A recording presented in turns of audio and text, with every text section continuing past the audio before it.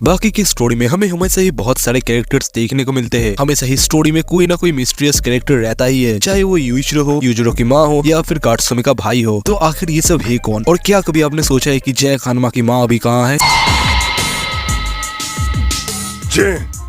ここは私に任せ。 सब कुछ के बारे में हम आज के वीडियो में जानने वाले हैं। बाकी के थर्ड मांगा यानी कि सन ऑफ ओगर के 274 चैप्टर में हमें यूजिरो की माँ दिखी थी। ये वही चैप्टर है जहाँ यूजिरो एंड बाकी का फाइट हुआ था। वैसे आपके दिमाग में एक सवाल आ रहा होगा कि हमें यूजिरो की माँ एनिमे में क्यों नहीं दिखी, जबकि ये फाइट तो एनिमेट भी हो गया है। तो इसका जवाब किसी को नहीं पता। शायद एनिमेटेड फाइट के बीच में ज्यादा एक्सप्लेनेशन देना नहीं चाहते थे। खैर, सो यूजिरो की माँ ने यूजिरो के बारे में बात किया। उन्होंने कहा था कि आखिर क्यों उन्होंने यूजिरो का माँ बनना छोड़ दिया, क्योंकि यूजिरो एक ग्रेट वेसल था। उसके माँ से भी ज्यादा यूजिरो ने अपने माँ का दूध भी जबरदस्ती पिया था, मतलब खुद से फोर्स लगा के। यूजिरो की माँ ने तो उसको एक डिस्गस्टिंग बीइंग भी बुलाया था। पर फिर यूजिरो की माँ एक प्रीस्ट बन गई। फिर उन्होंने ये भी कहा था कि बुड्ढा और उसके सन को कभी लड़ना नहीं चाहिए। शायद वो ये कहना चाहती हो कि यूजिरो और बाकी को कभी लड़ना नहीं चाहिए। फिर यूजिरो के माँ ने अपने बेटे यूजिरो को एक डार्क मैन भी बुलाया था, मतलब डेंजरस। ये बस 2 या 3 पेजेस तक था। और मैं बता दूं, पिकल के फादर सन के फाइट के बीच में आने से पहले का ये सीन है। पर खैर, मुझे यूजिरो के माँ के बारे में और ज्यादा जानना है। शायद हमें यूजिरो की माँ और बाप के ऊपर आगे जाके एक सैड मांगा दिखे। हम सबको पता है कि यूजिरो ने जैक की माँ के साथ क्या किया था। अगर आपको नहीं पता तो मेरा ये वीडियो चेकआउट कर लेना, पर शॉर्ट में समझा देता हूँ। जैक की माँ यूजिरो की पार्टनर थी, और जब उन्होंने यूजिरो को धोखा दिया तो यूजिरो ने उसका रेप किया, और इससे ही जैक पैदा हुआ। और यही आखिरी बार था जब हमने जैक की माँ को देखा था। पर जब मैक्सिमम टूर्नामेंट के फाइनल्स में जैक और बाकी का फाइट हुआ था, तब जैक हार गया था। एंड फिर जैक यूजिरो से मिलने गया था अपनी इंजरीज के साथ। एंड आपको पता है कि यूजिरो ने क्या किया होगा। और फिर हमें बाकी दिखाया जाता है, जो कि सिक्योरिटी फुटेज देख रहा था। और फिर वहाँ एक एम्बुलेंस आके जैक को ले जाते हैं। और तब हमें जैक की माँ आखिरी बार दिखाई गई थी। एंड इसको 20 साल से भी ज्यादा हो गया है। एंड हमें जैक की माँ अभी भी नहीं दिखी। पर अभी बाकी राहन में जैक का स्टोरी चल रहा है। सो शायद हमें जैक और यूजिरो का एक फाइट भी देखने को मिले, और वहाँ हमें जैक की माँ किसी फ्लैशबैक में दिखाया जाए। ये पॉसिबल तो है, क्योंकि बाकी राहन में जैक की स्टोरी के ऊपर पूरा फोकस किया जा रहा है। हमें बताइए कि काटसुमी को डोपो ओरोची ने अडॉप्ट किया था। एंड पिकल के साथ फाइट से पहले हमने काटसुमी की असली माँ को भी देखा था। पर हमें बाकी का एक साइड मांगा देखने को मिला था, जिसका नाम था बाकी गाइडेन यूएनची, जिसकी स्टोरी काटसुमी के बड़े भाई के ऊपर है, जिसका नाम है मोमोन कात्सुरागी। ये बाकी सीरीज के मेन इवेंट से पहले की स्टोरी है, और इसकी स्टोरी एंड आर्ट बहुत ज्यादा शानदार है। एंड मैं बता दूं, कात्सुमी का बड़ा भाई उससे ज्यादा स्ट्रॉन्ग है। और मैं आपको रिकमेंड करूंगा कि आप ये मांगा पढ़ो, क्योंकि ये वन ऑफ द बेस्ट बाकी का साइड मांगा है। हम सबको पता है कि मुसाशी ने अपने समय में बहुत बड़े बड़े वॉरियर्स को हराया था। पर जब मुसाशी और पिकल का फाइट हुआ था, तब मुसाशी ने पिकल को देखकर यासाएब को याद किया था। एंड शायद ये यासाएब का कोई पूर्वज हो। आई मीन, अगर ऐसा सच में होता है तो मानना पड़ेगा। इटागा की सर कैरेक्टर्स को याद रखते हैं। Jack Hanma versus Katsumi Orochi. नहीं, मैं इनका वर्सेस कराने नहीं वाला। असल में हमें जैक वर्सेस कात्सुमी का फाइट देखने को मिला था। नहीं, मेन मांगा में नहीं, बल्कि ये फाइट हमें देखने को मिला था एक स्पेशल एनिवर्सरी चैप्टर में। मैं इसका छोटा सा एक्सप्लेनेशन दे देता हूँ। इसमें हमें कात्सुमी वर्सेस जैक का फाइट देखने को मिला था, जहाँ सारे लोग चीयर अप कर रहे थे। हानायामा भी उस मैच को देख रहे थे। पर एट द एंड ये मैच एक टाई हुआ। मींस दोनों में से कोई भी नहीं जीता। पर स्टिल ये काफी ऑसम फाइट था। और मैं यही चाहूंगा कि रिसेंट के मांगा में हमें इनका रीमैच देखने को मिले। आपको पता है कि मोटोवे को बाकी वर्ष का बैटमैन क्यों कहा जाता है? इसलिए नहीं क्योंकि वो प्लान बनाकर फाइट करते हैं। इसके और भी कई रीजन से, लाइक वो बहुत इंटेलिजेंट है और उन्हें बहुत सारे टेक्निक्स भी आता है। पर इसके अलावा हमें मोटोवे पहली बार देखने को मिले थे बाकी के फर्स्ट मांगा के चैप्टर 3 में। बाकी के साथ जब इस आदमी का फाइट हो रहा था, तब वहाँ बहुत फेमस लोग भी थे। और यहाँ हमें मोटोवे पहली बार देखने को मिले थे। वैसे बहुत लोगों का मानना है कि ये आदमी गाया था, पर मेरे हिसाब से नहीं, गाया ज्यादा यंग होना चाहिए। डोरियन को सबसे स्ट्रॉन्ग प्रिजनर माना जाता है। हाँ, इसमें डिबेट है, पर स्टिल हमें डोरियन का केव फीट दिखाया गया था। एंड ऑल्सो हमें बहुत बार उसको छोटे मोटे सीन्स में भी दिखाया गया था। डोरियन को बहुत लोगों ने पेला था, पर स्टिल वो सही सलामत था। इसका मतलब है कि कायो के टेक्निक्स डोरियन के लिए सच में काम आए। वो नाम का ही कायो नहीं, बल्कि काम का भी है। लाइक सी, कायोस होते ही स्ट्रॉन्ग है, एंड ऑल्सो वो टेक्निक्स के भी मास्टर होते हैं, जो कि रेत्सु है भी। आई एग्री, पर डोरियन भाई कायो के नाम पर ज्यादा अच्छे फिट बैठते हैं। एटलीस्ट इससे तो बेटर है। सुमो आर्क में हमें एक सीन में दिखाया गया था कि यूजिरो बाकी को सुमो सिखा रहे हैं। एंड अगर आपको याद हो तो बाकी का हेयर कलर पहले ऑरेंज था, मतलब ये वाला बाकी और भी ज्यादा यंगर है। एंड इसका हेयर कलर इसलिए ब्लैक है। इससे समझ लो कि यूजिरो बाकी को उसके बचपन से ट्रेन करता था। सारे प्रिजनर्स में कोई ऐसा है जिसने कोजुई के फादर को मार डाला था, एंड वो था यानागी। ये भी बाकी के उसी साइड मांगा में है। कोजुई का बाप भी किसी राक्षस से कम नहीं था। जब बाकी पिकल से लड़ा था, तब उसने सोचा था कि क्या होगा अगर दूसरे पावर हाउसेस पिकल से लड़े तो। और उसमें ही हमें ये वाला पैनल भी दिखा था, जहाँ ओलिवा एंड पिकल फाइट कर रहे थे। अब देखो, ये पॉसिबल है क्योंकि अभी पिकल बहुत बफ हुआ है, एंड ओलिवा पिसुकुने को हराने के बाद और ज्यादा स्ट्रॉन्ग हो गए हैं। सो इनका फाइट शायद हमें आगे दिख सकता है। देखो, बहुत फैंस का मानना है कि बाकी मेन कैरेक्टर है सीरीज का, तो वो आगे जाके यूजिरो को हरा देगा। पर ऐसा नहीं है। और क्यों, इसके बारे में मैंने इस वीडियो में बताया था